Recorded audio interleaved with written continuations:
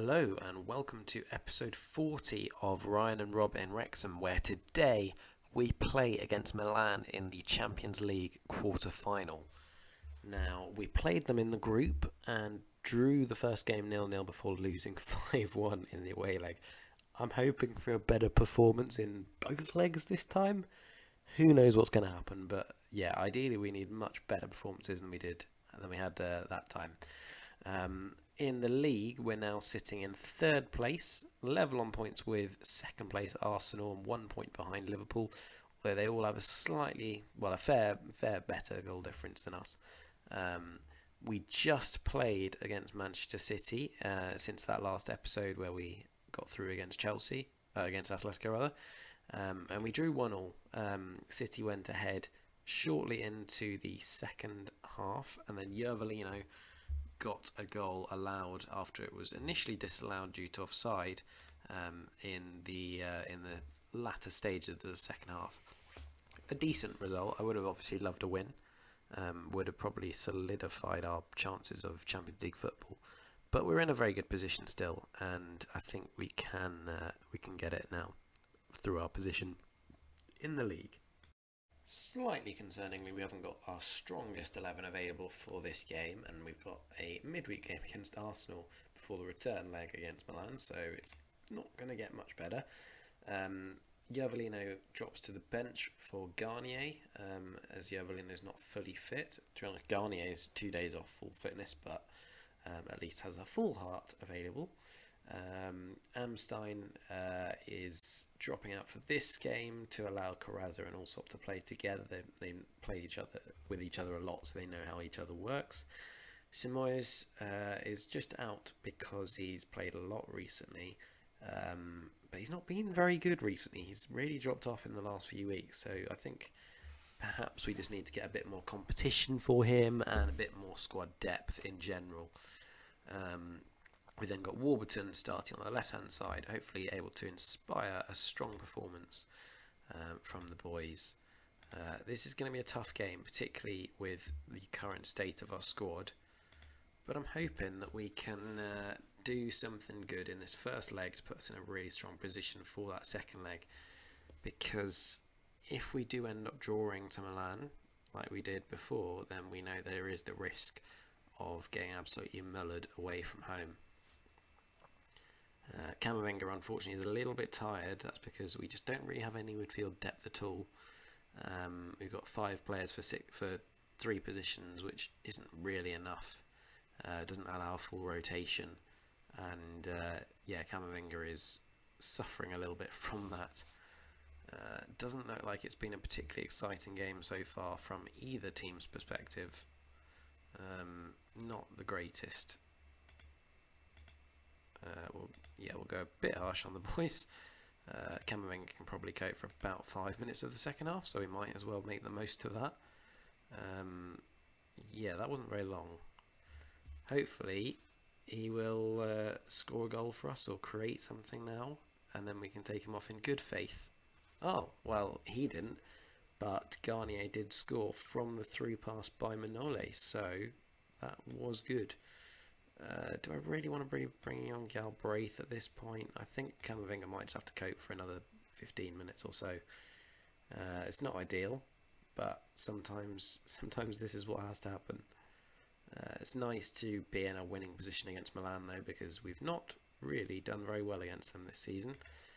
Not a whole lot of options in the midfield for us, which is not great. We'll get Beltran on for Warburton, and Manole's probably just going to have to cope, to be honest. Hopefully he doesn't get injured.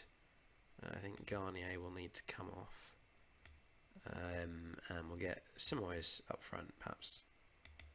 It's not his usual position for us, but hopefully he can nick a goal, and then that can help him recapture his form. Maybe he wants to be the main man for once, because he's spent a lot of time as the sort of second forward on the wing. Now would be a really bad time to concede, guys. Thank you for missing that, Kovacic. Oh, Haaland scored again. Right, well, a 1-0 home win is okay. Doesn't massively inspire confidence that we'll get through the second leg with a total, with a winning scoreline. But we've got one win in the bag, and if we can draw against Milan in the second leg, we are through. Well, we had a 1-1 draw against Arsenal in the intermission of these two games, and here we have a game away from home against AC Milan to try and get through to the Champions League semi-final. Today we have pretty much the strongest 11 that we can put out. We've ended up with Danny Jones on the right hand side. That's one of the few positions that we're a bit uncertain on. And then I've decided to go with Brett Powell over Karatza and Allsop today, as he's not played a whole lot recently, and I do like the dynamic of a right footer and a left footer. He's also played a lot with Amstein this season, so they do know each other quite well.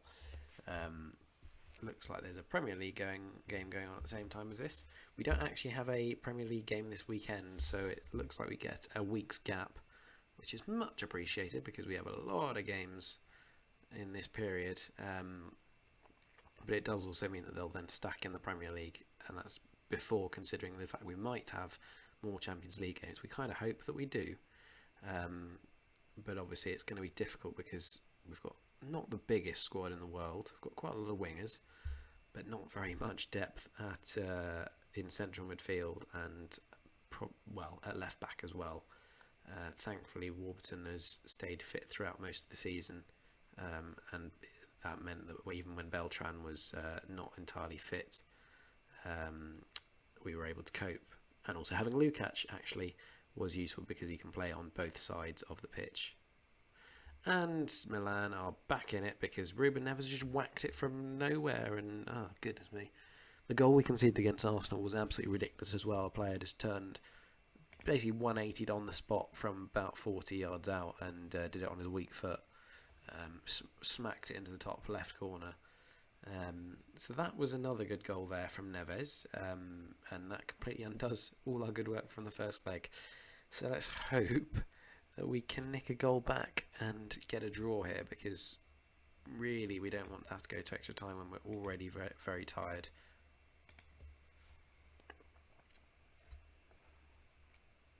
Come on, lads.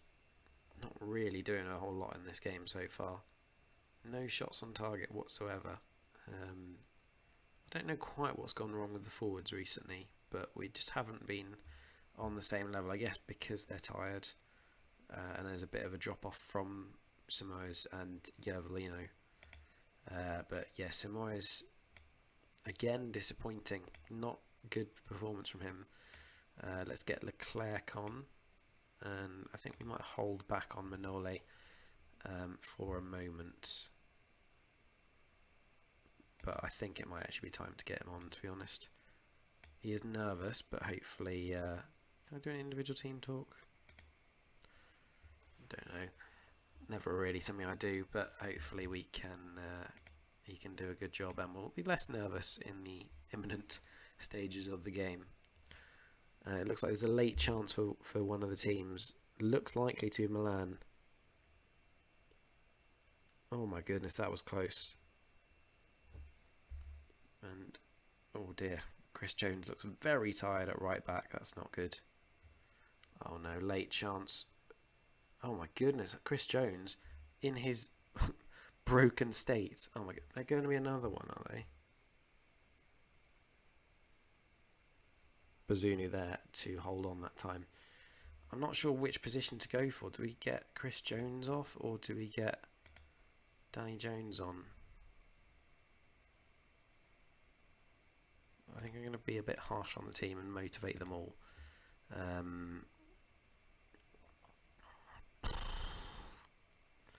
What's Danny Jones's penalty taking? Not great. I mean, I imagine Chris Jones isn't much better. No, he's not. Let's see. So our options are: your penalty taking is not good. Ethan Galbraith, maybe. Not much better, to be honest. So I think I'll get Lorenzo on and hope that he can come back from his timeout and put in a good performance for us. We still haven't had a shot on target. It's very disappointing. Yervolino not really doing much in his homeland. But look how many of our players are exhausted. I mean, obviously they've got a few as well. It's really not what we need, and it's not ideal for ahead of penalties to have lots of players who are really, really tired. Because I think it does also affect their penalty taking. But it looks like we are going to penalties. Nothing at all happening in the extra time. So let's start with Son, I think. Only 10 penalties. That seems low for him. Yervolino can go next. Amstein actually can go third. Wasn't expecting my centre-back to be that guy, but...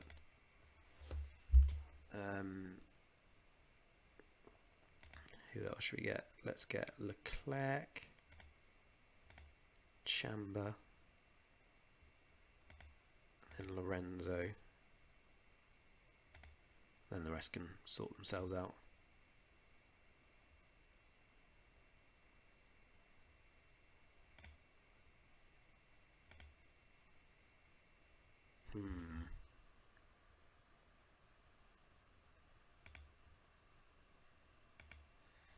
Yeah, so it looks like Manole's still anxious, which isn't what we want. I wasn't quite sure what team talk to give, and it's very difficult with penalties. You never really know what they're going to react well to and what they're not. Heung-min Son, only 11 penalty taking for our best penalty taker is not ideal, but he does put it home. Luca stepping up for Milan. And just about sneaks it in. It was a good penalty, but very close to hitting the post there from Luca. And Yervolino now stepping up. Oh, great penalty. Thought that had gone wide, to be honest, but it looks like he's tucked that right into the corner. And Myron Boadu straight down the middle, and Bazunu went to one side. Dirk Amstein, the centre-back, stepping up. And he puts it home. Good penalty from a player who you wouldn't usually expect to be taking them. Vignato. I don't like going second. Lots of pressure on all your players. And it's Manole that's nervous, so hopefully he can tuck it home. Yes, he can. Well done, lad. I know you weren't confident ahead of this, but well done. And De Viv. Please save us, Bazunu. Oh, he doesn't. And now it's sudden death, and there's a lot of pressure on all our penalty takers. Augustin Leclerc stepping up for us now. He only came on for the extra time, I think, or maybe it was before that actually, but he's tiny, isn't he? Very good penalty from him as well, beating Mike Maignan. And now we continue on into the sudden death penalties. Come on, Bazunu. Oh my goodness, it's ridiculous. You just know it's going to be one of our players that misses it, but come on. Come on, Chamba, mate. I know you're basically falling over, you're that tired, but keep us in it. And we really need Bazunu to step up for us if he does. He does. That's a brilliant penalty, considering his fitness and the fact he's a defensive midfielder and doesn't have great penalties. Come on, Bazunu. Oh my goodness, just save one please, Bazunu. Our players have done their job in scoring their penalties. And now Alex Lorenzo is the man on the spot.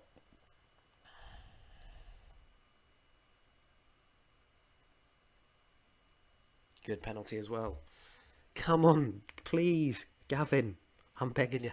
I'm calling you by your first name. I don't usually do that. Yes, lad. Come on. Right, who's it up next? Warburton. I trust you. He is our best player. Can he prove it with a class penalty? Yes, lad. We're through to the Champions League semi-final. And I thought it wasn't going to happen. I thought it wasn't going to happen when it went to penalties, and particularly when they went first and they took us. a lot of attempts to make a save. It just seemed like Bazunu just wasn't going to get anywhere near them. But he finally did. PSG knocked out, so Haaland's not going to break 30 goals in one Champions League campaign. But yes, lads, we've done it. We're going to get 9.06 million from that. And we play Chelsea in the semi-final. Juve won theirs. That's a little bit surprising. Right, so I guess Barcelona are probably the team to beat. Chelsea and us are very close to each other in the league. And I think we've done well against Chelsea this season. 0-0 away from home. And then at home we won 1-0. So it's probably not going to be a high scoring semi-final, but they rarely are, I guess, unless you've got Real Madrid in the tie. But anyway, I hope you've enjoyed this episode as much as I have in the end.